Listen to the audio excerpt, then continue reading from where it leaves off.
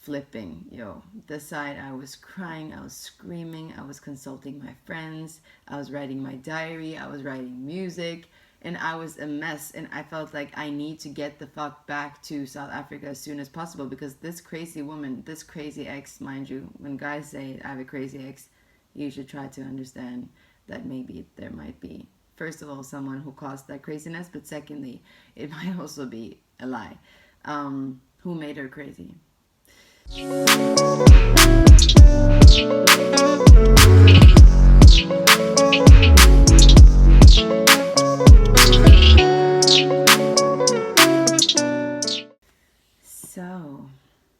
here we are.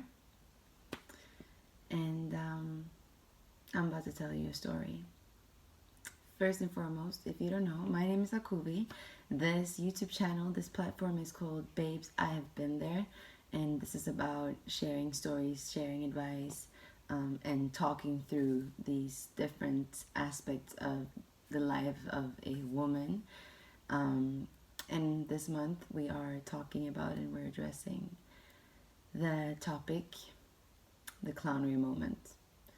And for everyone, that's going to be different. And I chose to speak about this horrible memory of mine, which, yeah, I mean, it was definitely not one of my proudest moments, although the real clown, to put it that way, was the other person involved.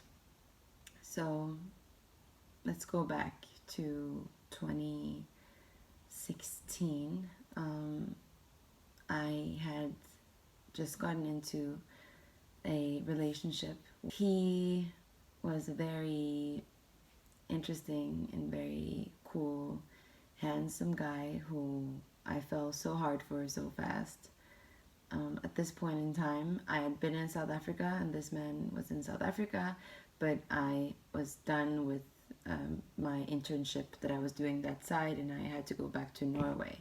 In Norway, I was then applying for my master's degree, which I wanted to take in South Africa. So the plan was always to come back. In fact, I think I booked my tickets back there quite fast, but obviously we were doing long distance at the time. I, at some point, I'm not 100% sure when I discovered for the first time that he had this tendency of giving me white lies or not being completely honest about things.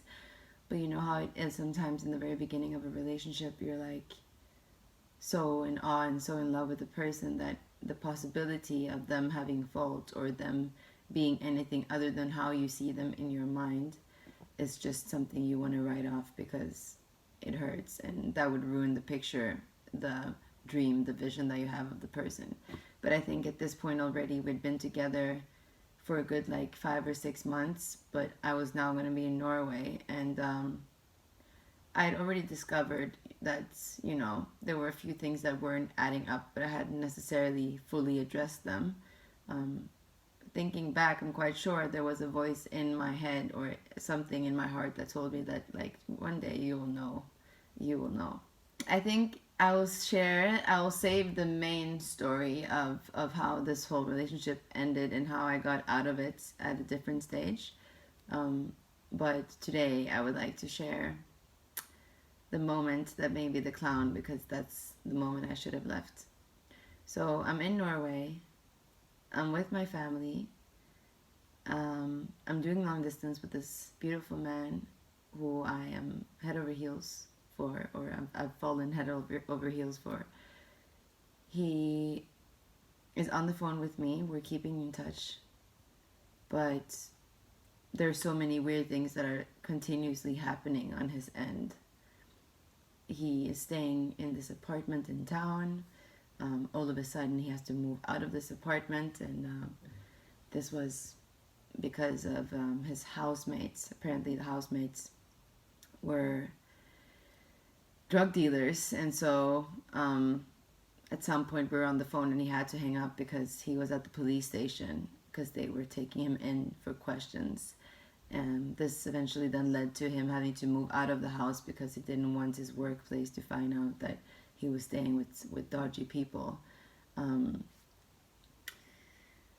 yeah, and then other things started happening. The main problem being that his ex came back into the picture.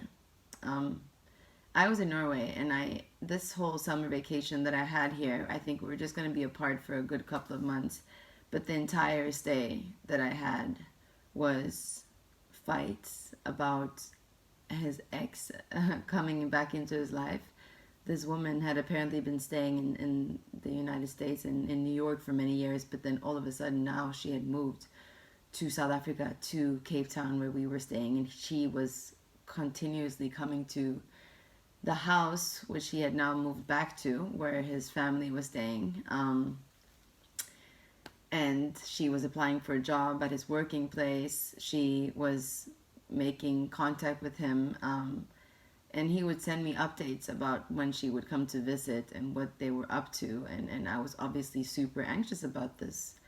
And it reached the peaking point when this person now started expressing love declarations and wanting to be with him or try again or something like that. And I was flipping. This side I was crying, I was screaming, I was consulting my friends, I was writing my diary, I was writing music, and I was a mess. And I felt like I need to get the fuck back to South Africa as soon as possible, because this crazy woman, this crazy ex, mind you, when guys say I have a crazy ex, you should try to understand that maybe there might be, first of all, someone who caused that craziness, but secondly, it might also be a lie. Who made her crazy? Regardless, I was wilding. And it was only later on, months down the line, when I figured out that he had lied about several other things, including his age, that I asked his sister for some more answers. And I decided to bring up some of the questions of things that have been so painful to me, including this whole summer vacation where we were fighting every single day because his ex was on his ass. And turns out she had never been in South Africa.